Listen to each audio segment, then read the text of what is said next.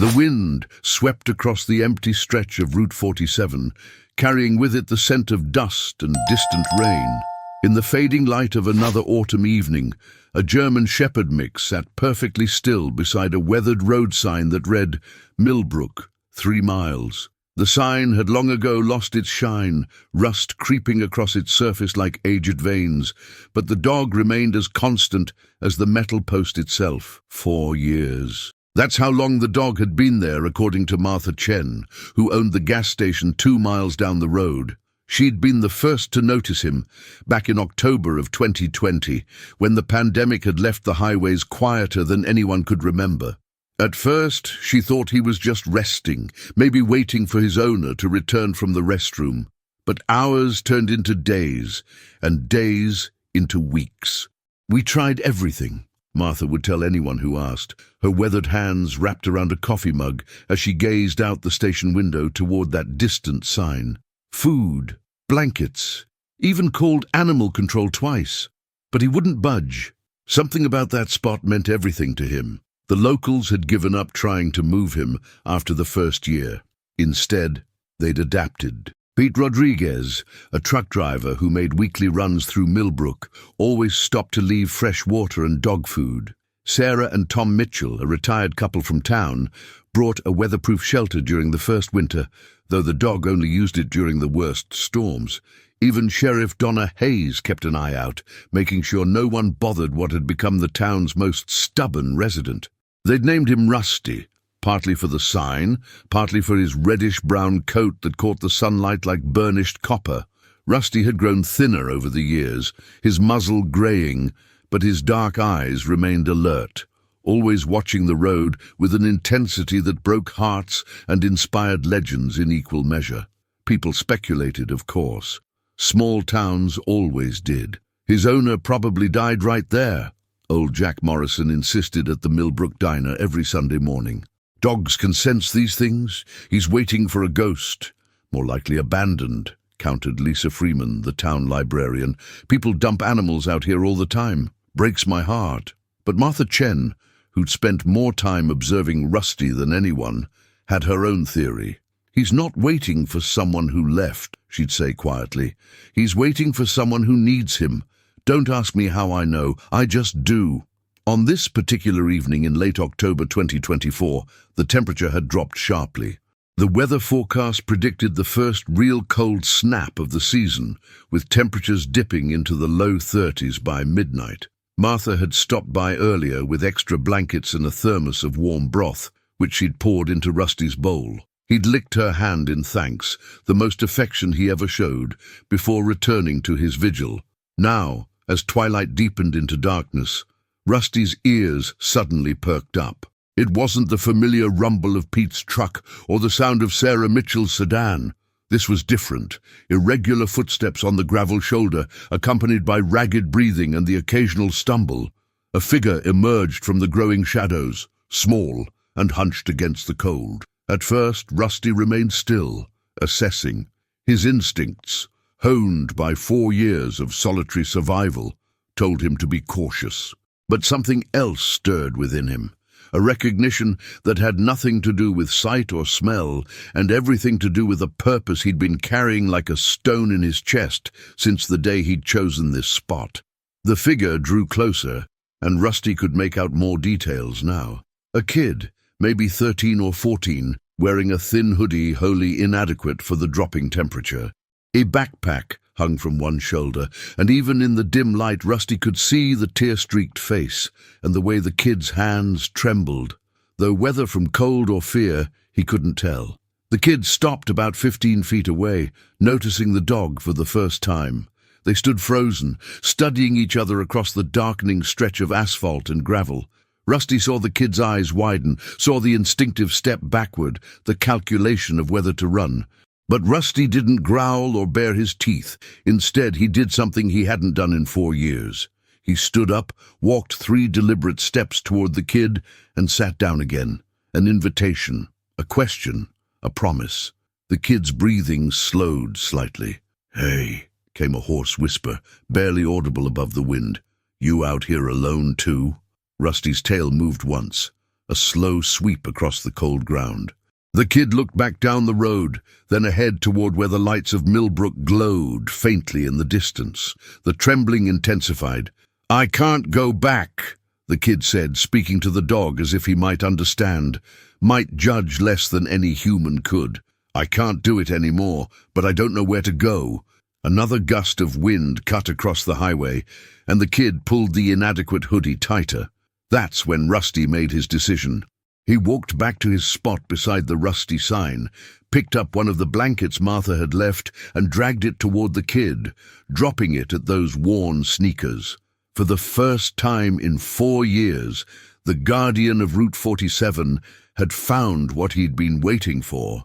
The kid's name was Jordan Hayes, though Rusty wouldn't learn that until much later, and even then, only because Jordan whispered it into the darkness like a confession. 14 years old, 5'3", with tangled brown hair and eyes that held far too much weariness for someone who should have been worried about algebra homework and high school crushes. Jordan stared at the blanket for a long moment, this unexpected gift from a dog who apparently lived beside a highway sign. The absurdity of the situation might have been funny under different circumstances, but right now, with the temperature dropping and nowhere else to go, it felt like the first act of kindness Jordan had experienced in months. "Thanks," Jordan murmured, picking up the blanket and wrapping it around shaking shoulders. The fabric smelled like Martha Chen's detergent, fresh and clean with a hint of lavender. Normal things, safe things. Everything Jordan's life hadn't been lately. Rusty watched as Jordan slowly sank down onto the gravel, back against the metal post that held the weathered sign. The dog approached carefully, maintaining a respectful distance, and settled himself between Jordan and the road.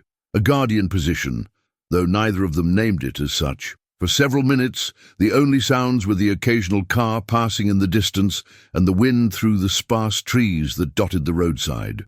Jordan's breathing gradually steadied, the initial panic of being followed, of being found, fading into the exhaustion that had been building for the past 8 hours of walking. "I left this morning," Jordan said suddenly, surprising even himself by speaking. But the dog's presence felt safe somehow, like talking to a therapist who couldn't report back to anyone. "Walked out of school during lunch. Just couldn't go back to that house. Not today. Not after last night." Rusty's ear twitched, but he didn't turn his head. He understood the tone, if not the words. Pain, fear, determination. He'd heard it before, in another voice, in another time that his dog's memory couldn't quite grasp, but his heart had never forgotten. Jordan pulled out a phone from the backpack, an older model, screen cracked across one corner. The battery showed 11%. There were 23 missed calls from a number Jordan had labeled simply House, and a string of texts that grew increasingly aggressive as the day wore on. Jordan powered the phone off without reading them. "My mom died 3 years ago," Jordan continued, the words spilling out now like water from a broken dam. "Cancer. She was everything, you know, and then it was just me and him, Stephen, her boyfriend. They weren't even married. But suddenly, he's my legal guardian because she put it in her will. Thought he loved us both. Thought he'd take care of me." A truck passed, its headlights briefly illuminating the scene, a teenage runaway and a loyal dog, huddled together against the cold reality of the world. The driver, Pete Rodriguez, on his way back from a late delivery, made a mental note to mention the kid to Sheriff Hayes. Not threatening, just concerning. Kids shouldn't be out here in the cold. "At first, it was okay," Jordan said, watching the truck's taillights disappear around a bend. "He worked construction, was gone a lot. I could handle being alone. But then he lost his job last year, started drinking more. And when he drank," Jordan's voice cracked, and a hand instinctively went to the ribs on the left side, where yesterday's bruises were already turning a sickly yellow-green. Rusty shifted closer, just an inch, but enough that Jordan could feel the warmth radiating from his fur. The dog had seen enough of human cruelty in his years on the road to recognize its aftermath, even when the evidence was hidden beneath hoodies and forced smiles. "Last night was the worst," Jordan whispered, tears finally breaking through the careful composure. He came home drunk again, yelling about bills and how I was just another mouth to feed, another burden. I locked my bedroom door, but he broke through it, said I was ungrateful, said my mom would be ashamed of me, and then he— Jordan stopped, unable to finish the sentence, but the shaking had returned, violent tremors that had nothing to do with the cold. Rusty made a soft sound, not quite a whine, and moved closer still, pressing his warm body against Jordan's side. Permission granted, Jordan wrapped both arms around the dog's neck and sobbed into his fur. Months of held-back tears finally released into the safe darkness of Route 47. An hour passed, then 2. The temperature continued to drop, but wrapped in Martha's blanket with Rusty's warmth beside them, Jordan managed to avoid the worst of it. The dog didn't move, except to occasionally shift his position, making sure maximum body heat transferred to the shivering kid beside him. "I don't know what to do," Jordan finally said, voice hoarse from crying. "I can't go back, but I'm 14. Nobody's going to believe me over him. He's got a job again, looks normal to everyone else. And I've got—" Jordan laughed bitterly. "I've got bruises that could be from sports and a dead mom who can't speak for me anymore." Rusty lifted his head, looking toward the distant lights of Millbrook. 4 years he'd waited beside this sign, guided by an instinct he couldn't name and a purpose he couldn't explain. And now, finally, he understood. Some souls needed saving, and some savers needed to be in exactly the right place, at exactly the right time. His wait was over. His purpose had arrived, broken and scared, and desperately in need of what only he could provide. Unconditional loyalty and the bridge to people who could help. But first, they both needed to survive the night. Dawn broke over Route 47 with the kind of cold clarity that made everything seem sharper, more real. Jordan woke to the sound of tires on gravel and the feel of Rusty's weight pressed against one side, the dog having spent the entire night serving as a living furnace. The blanket had slipped during the night, but somehow Jordan hadn't frozen. A testament to the German Shepherd's stubborn dedication to his newest charge. The tires belonged to a familiar sedan, and Martha Chen stepped out with a thermos in one hand and a bag from the Millbrook diner in the other. She'd been making this early morning run for 4 years, but this time her routine was interrupted by the sight of a teenager curled up against her dog's usual post. "Well," Martha said softly, not wanting to startle either the kid or Rusty, "this is new." Jordan jolted awake, instantly alert with the hypervigilance of someone who'd learned to sleep with one eye open. Dark eyes met Martha's warm gaze, and Jordan saw something there that made the instinct to run pause just long enough to matter. Genuine concern without pity, interest without judgment. "I'm sorry," Jordan stammered, starting to stand. "I didn't know this was someone's spot. I'll leave." "Sit down before you fall down," Martha interrupted, moving closer with practiced efficiency. "You look half frozen and wholly exhausted. When did you eat last?" Jordan's stomach answered before words could, growling loudly in the morning quiet. "Yesterday, lunch, maybe." Martha handed over the diner bag without ceremony. 2 scrambled egg sandwiches, hash browns and orange juice. "I always bring extra because our friend here has a healthy appetite." She poured warm broth into Rusty's bowl, but the dog didn't move toward it. His attention remained fixed on Jordan, as if afraid the kid might bolt the moment he looked away. "You can eat," Jordan told him softly. "I'm not going anywhere. Yet." The "yet" hung in the cold air like a question mark. Martha heard it and understood what it meant. This kid was running from something and hadn't decided where to run to. She'd seen that look before, in her own daughter's eyes, 20 years ago, before Emma had finally found the courage to leave her abusive husband. "I'm Martha," she said, settling herself onto the ground beside Jordan with a grace that belied her 62 years. "I run the gas station down the road. This stubborn gentleman is Rusty, though I suspect you two have already been introduced." "Jordan," came the hesitant response. "And yeah, he shared his blanket, stayed with me all night. First time he's done that in 4 years, Martha observed, pouring herself coffee from a second thermos. He's particular about his purpose. Guess he found it." They ate in companionable silence for a few minutes. Jordan devouring the sandwiches, while Martha sipped her coffee and Rusty finally attended to his breakfast. The sun climbed higher, burning off the early morning frost and revealing the full extent of Route 47's desolate beauty.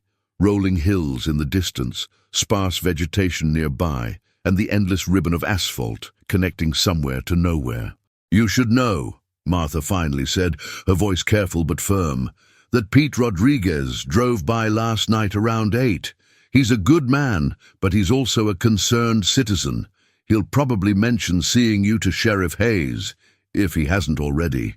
Jordan's face went pale, the sandwich suddenly tasting like ash. "I can't. They'll send me back. I can't go back." "Back where?" Martha asked gently. And maybe it was the kindness in her voice, or the fact that Rusty had chosen to trust this woman enough to accept her care for 4 years, or simply the desperate need to tell someone, anyone, the truth. Whatever the reason, Jordan told her everything. Stephen, the drinking, the escalating violence, the broken bedroom door, and the final terrifying confrontation that had sent Jordan running with nothing but a backpack and a dying phone. Martha listened without interrupting, her expression growing darker with each revelation. She'd suspected abuse. You didn't live 62 years without learning to recognize the signs, but hearing the details made her blood boil with a grandmother's protective fury. "That son of a bitch," she said flatly when Jordan finished. "Sorry, that situation is completely unacceptable, and you were right to leave." "But where do I go?" Jordan asked, the vulnerability in that question breaking Martha's heart. "I'm 14, no other family, and if they find me, they'll just send me back. It's his word against mine, and I'm just a kid with a history of behavior problems, according to my school counselor."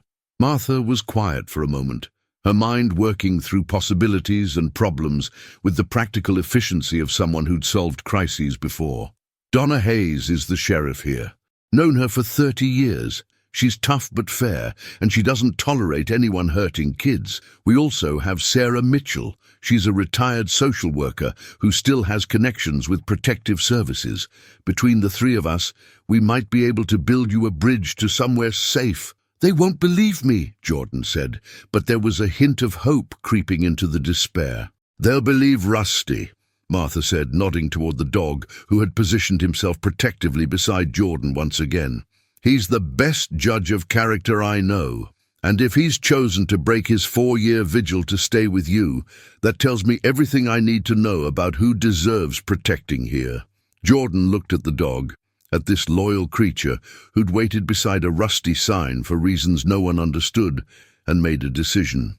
"Okay, but I stay with Rusty. That's the deal. Wherever this goes, he comes too."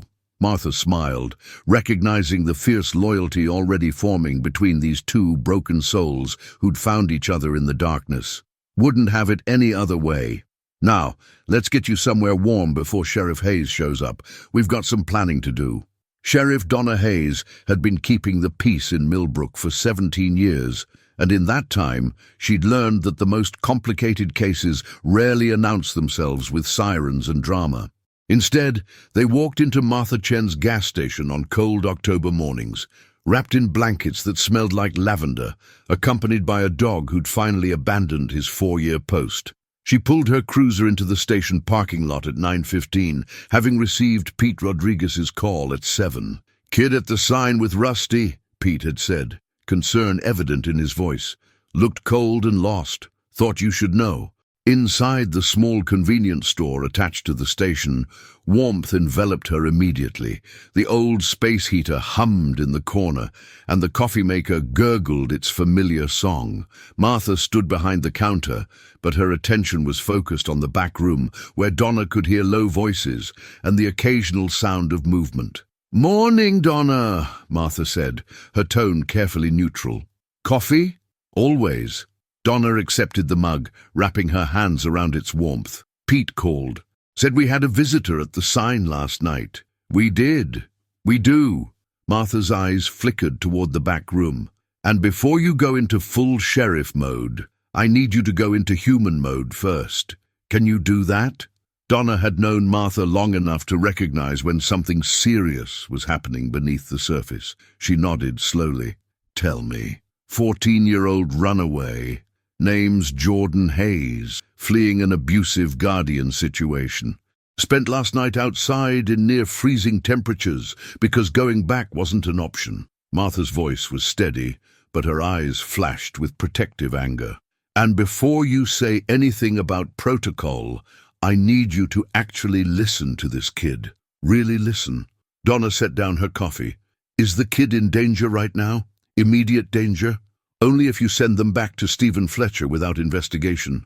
The name meant nothing to Donna, but she filed it away. Fletcher, the guardian? Mother's boyfriend, got custody when she died 3 years ago. Cancer. Martha leaned forward.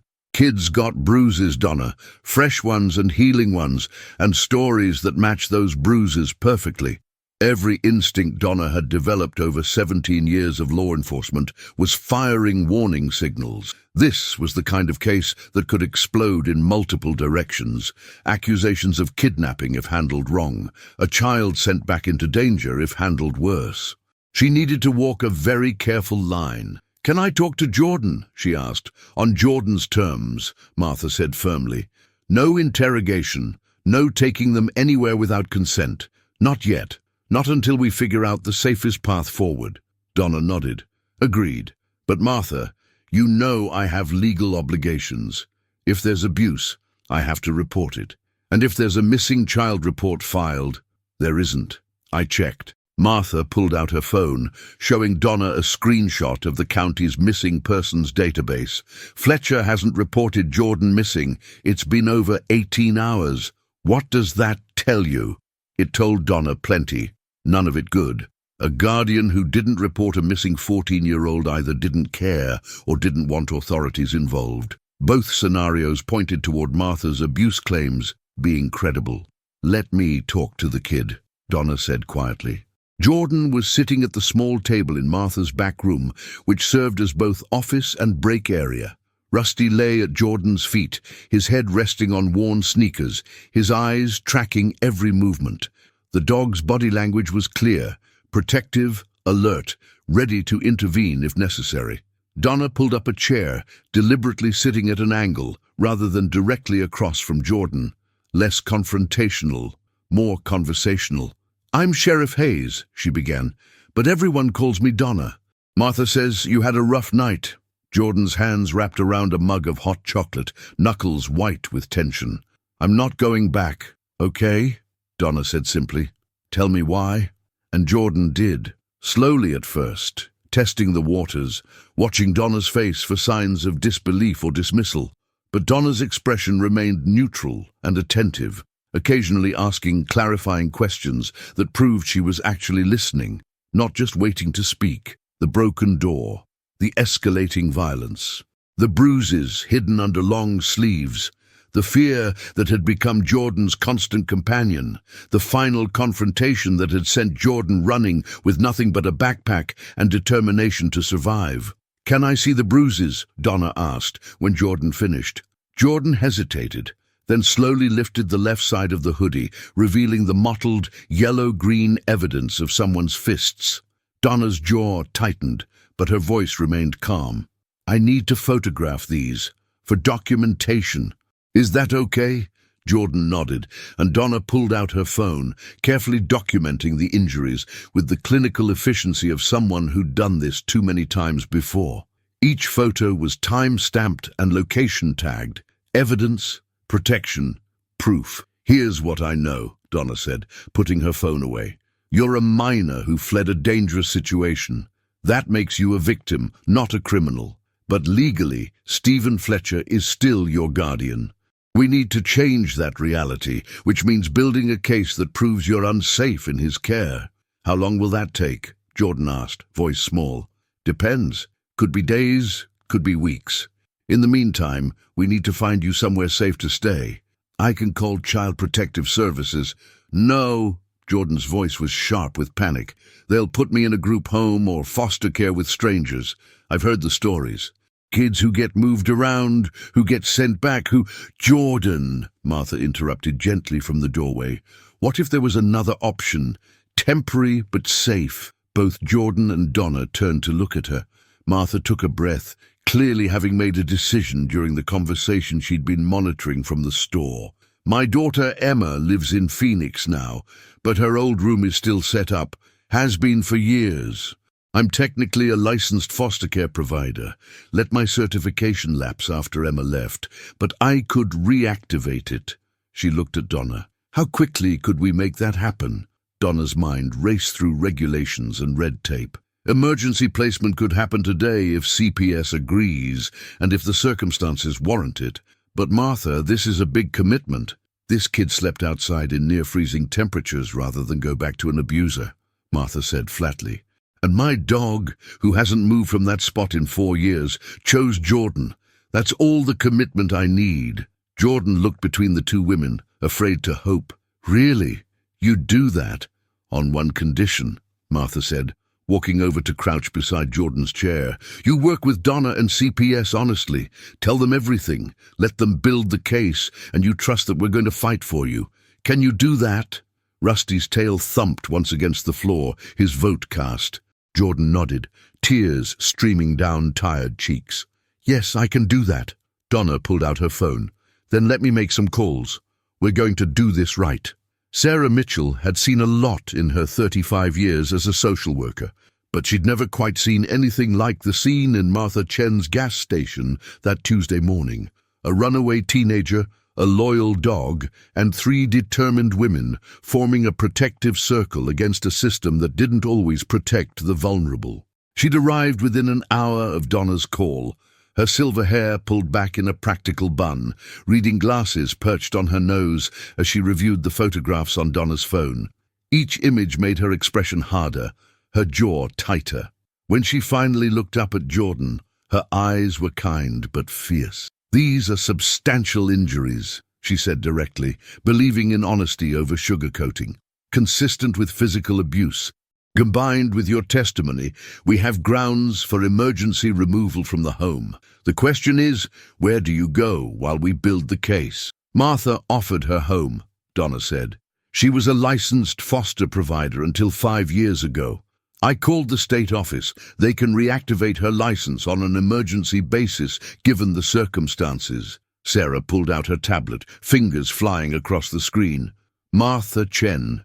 Yes, I see the record. Excellent standing, no complaints. Voluntary surrender when her daughter aged out. She looked at Martha appraisingly. You understand this isn't temporary babysitting. This is a legal placement with oversight, home visits, and responsibilities. I raised a daughter through her teenage years, including helping her escape an abusive marriage, Martha said calmly. I understand exactly what this is, and I'm ready. Sarah nodded, then turned her attention to Jordan. And you? How do you feel about staying with Martha? Jordan glanced at Rusty, who had barely left their side all morning, then at Martha, who'd fed them and listened and believed without question. She's been kinder in 3 hours than Stephen was in 3 years. If she's willing, I'm grateful. Then let's make it official. Sarah began typing rapidly. I'm filing emergency placement paperwork right now. Jordan will stay with Martha pending investigation of the abuse allegations. We'll need a home visit. I can do that this afternoon. We'll need medical documentation of injuries. There's a pediatrician in town who works with CPS cases. And we'll need a formal statement from Jordan, properly recorded. What about Stephen? Jordan asked, the name tasting like fear. Won't he come looking for me? Donna leaned forward. I visited your school this morning, pulled your records. 3 nurse visits in the past year for accidents, falling downstairs, walking into doors, tripping during gym. Classic pattern that the school failed to report. Her voice carried controlled anger. I also did a background check on Stephen Fletcher. 2 arrests for assault, both dismissed. 1 DUI. Multiple noise complaints from neighbors about yelling and breaking glass. So he's dangerous, Jordan whispered. So we're prepared, Donna corrected.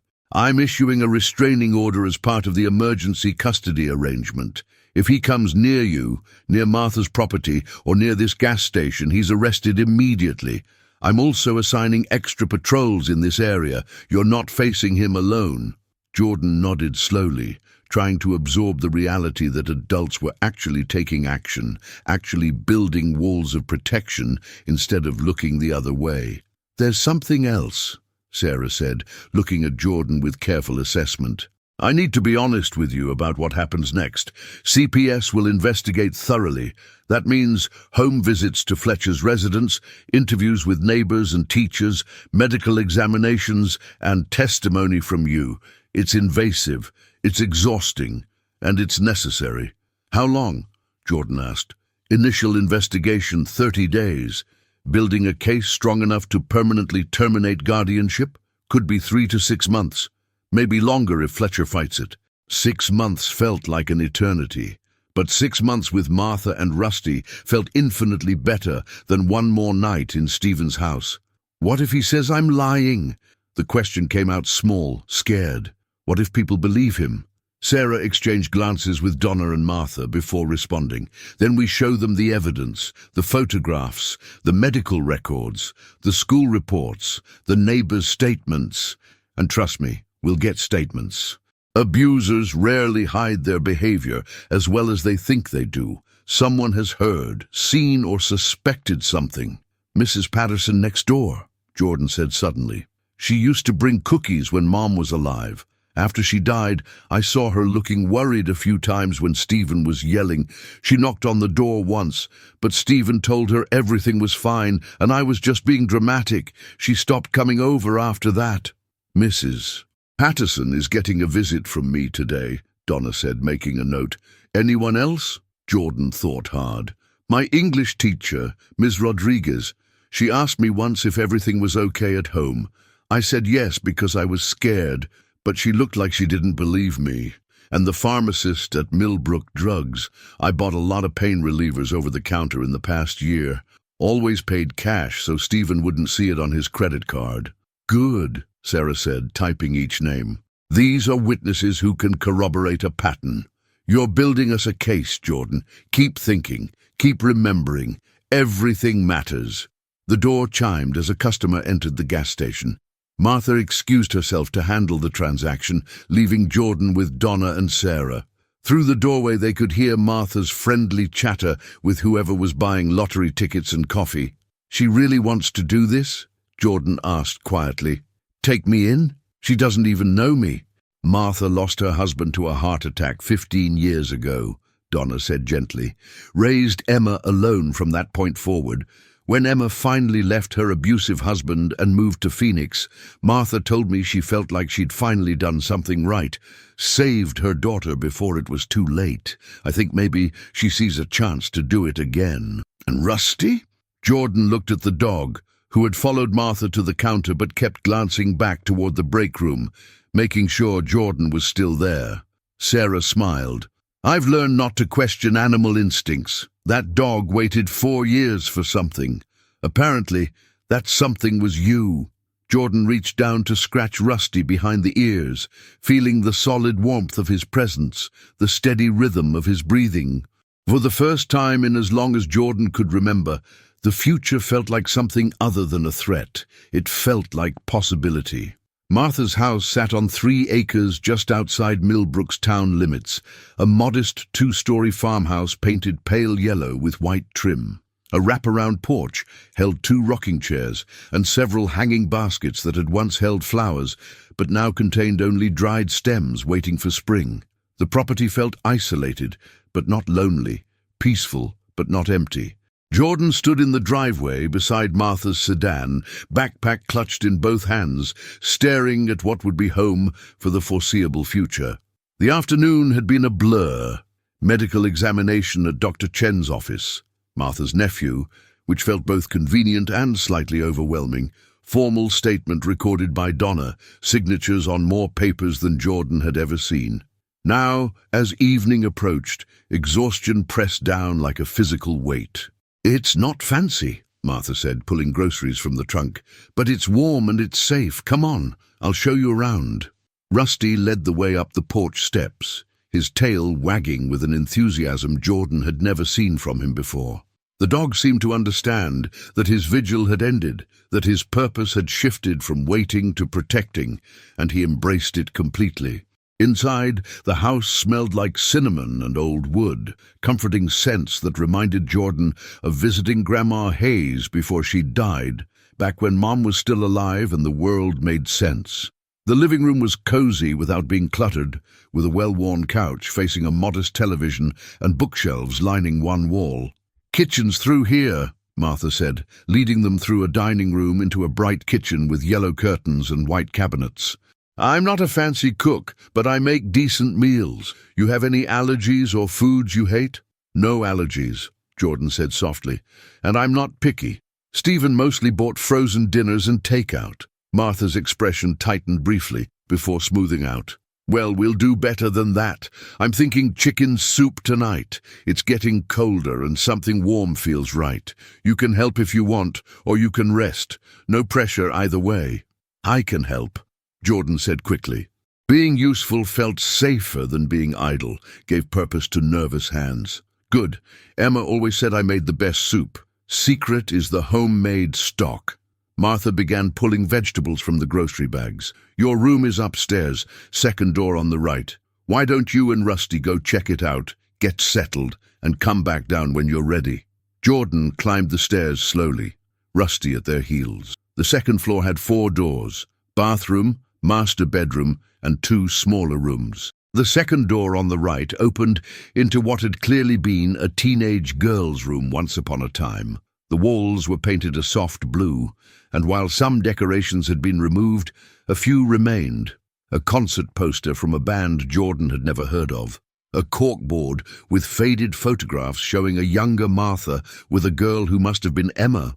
The bed was made with a thick quilt in shades of blue and green, and there was a desk under the window, a dresser against one wall, and a bookshelf half filled with young adult novels from the early 2000s. It was the nicest room Jordan had ever had. Even before Stephen, even when Mom was alive, they'd lived in small apartments where Jordan's room was barely large enough for a twin bed and a small dresser. This felt expansive. This felt like possibility. Jordan set the backpack on the bed and sat down beside it, the mattress soft and welcoming. Rusty immediately jumped up, something Jordan suspected he wasn't usually allowed to do, and curled up beside them, his head resting on Jordan's lap. "We're actually here," Jordan whispered to the dog. "We're actually somewhere safe." Rusty's tail thumped against the quilt in agreement. A soft knock on the doorframe made Jordan look up. Martha stood there holding a stack of clothes. These were Emma's. "She was about your size at 14. I washed everything yesterday. I have a habit of keeping things clean even when nobody's using them." She set the stack on the desk. "You're welcome to them, until we can get you your own clothes. We'll go shopping this weekend." "Thank you," Jordan said, throat tight with emotion, "for everything. I don't know how to—" "You don't have to know," Martha said gently. "You just have to be here. Be honest, and let yourself heal. That's enough." She left Jordan alone, and the sound of her footsteps descending the stairs was followed by the clatter of pots and the running of water. Normal sounds, home sounds, safe sounds. Jordan changed into clean clothes, jeans that fit almost perfectly, and a soft flannel shirt that smelled like Martha's lavender detergent. The bruised ribs protested the movement, but the pain felt different somehow, less sharp now that it was the last time, now that there wouldn't be new bruises tomorrow. Downstairs, Martha had the soup underway, filling the house with rich, savory aromas. Jordan helped chop vegetables, the repetitive motion soothing, the companionable silence comfortable. Rusty lay on a dog bed in the corner, watching them both with contentment evident in every line of his body. "Martha," Jordan said after a while, "why did Rusty wait at that sign for 4 years?" Martha was quiet for a moment, stirring the pot thoughtfully. "Honestly, I don't know. But I stopped trying to understand why and just accepted that he had his reasons. Sometimes creatures, people included, carry purposes we can't see. They just have to trust that when the moment comes, they'll recognize it." "You think he was waiting for me specifically?" "I think he was waiting for someone who needed him as much as he needed to be needed." Martha smiled. "Looks like you found each other right on time." That night, Jordan lay in Emma's old bed with Rusty curled up at their feet. Martha had given up on the no dogs on furniture rule immediately, staring at the ceiling and listening to the house settle around them. For the first time in 3 years, Jordan fell asleep without fear, without listening for footsteps in the hallway, without wondering if tonight would be the night things went too far. Outside, Route 47 stretched empty and dark, a rusty sign standing sentinel over an abandoned post. The wait was over. The healing could begin. Stephen Fletcher received the restraining order on Wednesday afternoon, delivered by a deputy from Sheriff Hayes's office, while he sat in his living room, surrounded by empty beer cans and the wreckage of his latest binge. The deputy, a young woman named Torres, who looked at him with barely concealed disgust, handed him the papers and explained in clinical terms that he was to have no contact with Jordan Hayes, direct or indirect, until the court hearing scheduled for 2 weeks out. "This is bullshit," Stephen said, his voice slurred despite it being only 3 in the afternoon. "That kid's lying, making up stories. I've been nothing but good to them since their mother died." Deputy Torres didn't respond, just handed him a second set of papers, a notice that Child Protective Services would be conducting a home investigation and that he was required to cooperate fully. Then she left, and Stephen was alone with his rage and his fear and the growing realization that his carefully maintained facade was crumbling. Across town, Jordan sat in Dr. Chen's office for the 3rd time that week, this time with a child psychologist named Dr. Rebecca Winters. The psychologist specialized in trauma assessment, and her gentle questioning had a purpose, building a psychological profile that would support the abuse claims in court. "Tell me about a typical day in Stephen's house," Dr. Winters said, her voice warm but professional. Jordan had told this story so many times now, to Donna, to Sarah, to the CPS investigator, that the words came almost automatically. But Dr. Winters listened for different things, asking about feelings and coping mechanisms, about nightmares and hypervigilance, about all the invisible scars that accompanied the visible bruises. "Do you feel safe now?" she asked toward the end of the session. Jordan thought about Martha's house, about falling asleep without fear, about waking up to the smell of pancakes instead of the sound of angry footsteps. About Rusty's constant presence, a warm guardian who never judged, never demanded, never hurt. "Yes," Jordan said, and meant it.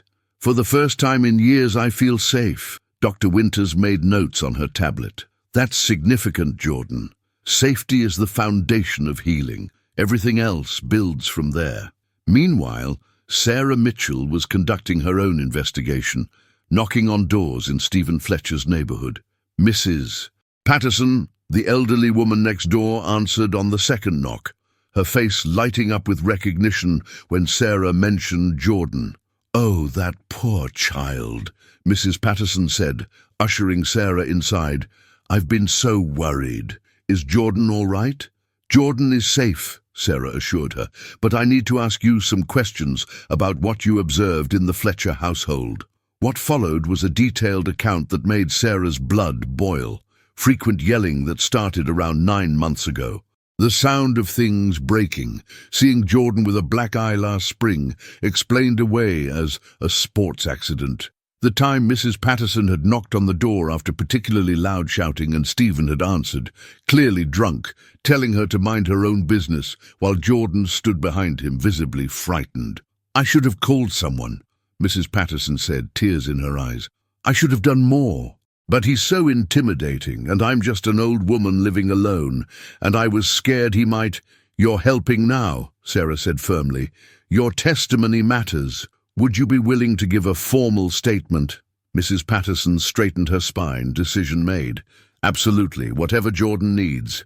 Similar stories emerged from other interviews. The pharmacist at Millbrook Drugs confirmed Jordan's regular purchases of pain relievers, always paid in cash, always with a quiet desperation that had concerned him. Ms. Rodriguez, Jordan's English teacher, provided documentation of Jordan's declining grades over the past year and her observations of increased withdrawal and visible injuries. The school counselor, when pressed by Sarah and Donna together, admitted to suspecting abuse but failing to report it due to insufficient concrete evidence. "That's a mandatory reporting failure," Donna said coldly. "I'll be filing a separate report with the school board." By Friday, 5 days after Jordan's escape, the case against Stephen Fletcher was growing stronger by the hour, but Stephen himself was growing more desperate. Martha's gas station received its first unwelcome visitor Friday evening, just as the sun was setting. A pickup truck pulled up to the pumps, Stephen's truck, which Donna had flagged in the system. Martha, who was working the evening shift, immediately pressed the silent alarm that connected directly to the sheriff's office. Stephen stumbled out, clearly drunk, and headed for the store entrance. Martha met him at the door, blocking his path with her small but formidable frame. "You can't be here," she said firmly. "There's a restraining order. Leave now." "Where's Jordan?" Stephen demanded, his words slurred. "You got no right keeping that kid from me. I'm the legal guardian." "You were the legal guardian," Martha corrected, her hand on the pepper spray in her pocket. "And you lost that privilege when you put your hands on a child. Now leave, or I'm calling the sheriff." "Bitch probably already did," Stephen sneered. But there was fear under the bravado, the fear of a man watching his control slip away. "Tell Jordan they're making a mistake. Tell them to come home and we'll forget all this nonsense." Sirens wailed in the distance, growing closer. Stephen heard them too and cursed, backing toward his truck. But he'd waited too long. 2 patrol cars roared into the parking lot, lights flashing, blocking his vehicle. Donna stepped out of the first car, hand on her weapon. "Stephen Fletcher, you're under arrest for violating a restraining order. Put your hands on the vehicle." What followed was brief and ugly. Stephen cursing, struggling, making threats until he was cuffed and placed in the back of the patrol car. Donna radioed for a tow truck for his vehicle and approached Martha, who stood in the doorway with her phone in hand, recording everything. "Good thinking with the video," Donna said. "Learned from my daughter's situation," Martha replied, her voice steady despite the adrenaline. "Always document everything. Is Jordan safe at the house?" "Deputy Martinez is there now, and I'm heading there as soon as we process Fletcher. He'll spend the weekend in county lockup, and Monday we'll add the restraining order violation to the case. This actually helps us, shows a pattern of disregarding legal boundaries and attempting to maintain control." Martha nodded, watching the patrol car drive away with Stephen's angry face visible through the rear window. "Good. Maybe now Jordan can truly start to breathe." That night, when Martha returned home and told Jordan what had happened, Jordan's initial fear, "He found me, he came looking," gradually transformed into something else: relief, validation, the beginning of understanding that the adults protecting them were actually capable of following through. "He violated the order within a week," Sarah explained when she visited Saturday morning. "That's going to look terrible in court. Combined with everything else we've gathered, Mrs. Patterson's testimony, the medical records, the psychological evaluation, we're building an ironclad case. You did the right thing by running, Jordan. You saved yourself." Jordan, sitting on Martha's couch with Rusty's head in their lap, finally allowed themselves to believe it might be true. 6 weeks later, Jordan stood in a courtroom in the county seat, Martha on one side and Sarah on the other, watching as Judge Patricia Morrison reviewed the mountain of evidence compiled against Stephen Fletcher. The courtroom was small and smelled like old wood and stale coffee, but it represented something monumental, the legal machinery that could either protect Jordan or send them back into danger. Stephen sat at the defendant's table with a court-appointed attorney, looking diminished somehow. Sober, cleaned up for court, he appeared almost ordinary, just another middle-aged man in an ill-fitting suit. But Jordan knew better. Jordan had seen what lurked beneath that ordinary exterior, had the scars to prove it. Judge Morrison was a stern woman in her early 60s, known for her no-nonsense approach and her particular intolerance for child abuse. She'd spent the morning hearing testimony from Mrs. Patterson, Ms. Rodriguez, Dr. Chen, and Dr. Winters. She'd reviewed photographs of bruises, medical records, psychological evaluations, and school reports. Now she was reading through it all again, taking her time, making sure. "Mr. Fletcher," she finally said, looking up from the documents, "I've reviewed the evidence presented by Child Protective Services, and I've heard testimony from multiple witnesses. The pattern here is clear and disturbing: physical abuse, emotional abuse, neglect, and a complete failure to provide a safe home environment for a child in your care." Stephen's attorney stood. "Your Honor, my client maintains his innocence. He believes the child has exaggerated minor disciplinary actions and counsel." Judge Morrison interrupted coldly. "Broken ribs are not minor disciplinary actions. A broken bedroom door is not normal parenting. And violating a restraining order within 5 days of being served demonstrates exactly the kind of disregard for boundaries and authority that makes your client unfit to care for a vulnerable minor." She turned her attention to Jordan. "Jordan Hayes, would you please stand?" Jordan stood on shaky legs, feeling Martha's supportive hand briefly squeeze their shoulder. Across the courtroom, Stephen's eyes tried to bore into them, tried to intimidate, but with Martha, Sarah, and Donna all present, his power had evaporated. "You showed tremendous courage in leaving a dangerous situation," Judge Morrison said. "Many young people in your position don't have that strength, or they don't have the good fortune to find help when they need it. You did both. I want you to know that this court recognizes your bravery and your right to safety." Jordan's throat tightened with emotion. Judge Morrison's gavel came down with decisive finality. "I hereby terminate Stephen Fletcher's guardianship of Jordan Hayes, effective immediately. Furthermore, I'm granting emergency custody to Martha Chen, pending completion of formal foster care certification, with the recommendation that this placement become permanent if suitable for all parties. Mr. Fletcher is ordered to have no contact with the minor, directly or indirectly, and is to surrender any belongings of Jordan's in his possession within 7 days. The gavel struck again. "We're adjourned." Jordan's knees nearly buckled with relief. Martha caught them, pulling Jordan into a firm hug, while Sarah smiled with satisfaction and Donna nodded with approval. Across the courtroom, Stephen was arguing with his attorney, his voice rising before the bailiff stepped in to escort him out. It was over. Truly, finally over. Outside the courthouse, winter sunlight broke through grey clouds, casting everything in sharp relief. Jordan breathed in cold December air, feeling lighter than they had in years. Rusty waited in Martha's car, and when they approached, his tail began wagging with such enthusiasm that the entire vehicle seemed to shake. "Hey, buddy," Jordan said, opening the door and being met with enthusiastic dog kisses. "We did it. We're free." Aye. The drive back to Millbrook was quiet but comfortable. Martha hummed along to the radio, while Jordan dozed in the passenger seat, exhausted from the emotional intensity of the morning. Rusty lay across the back seat, content in the way only a dog with a completed purpose could be. When they pulled up to Martha's house, Jordan's house now officially, there was a surprise waiting. Pete Rodriguez's truck sat in the driveway, and when they entered the house, they found Pete, Sarah, Tom Mitchell, Donna, and even Dr. Chen gathered in the living room with a homemade cake that read, "Welcome Home, Jordan," in slightly wobbly blue frosting. "We wanted to celebrate properly," Sarah said, her eyes misty.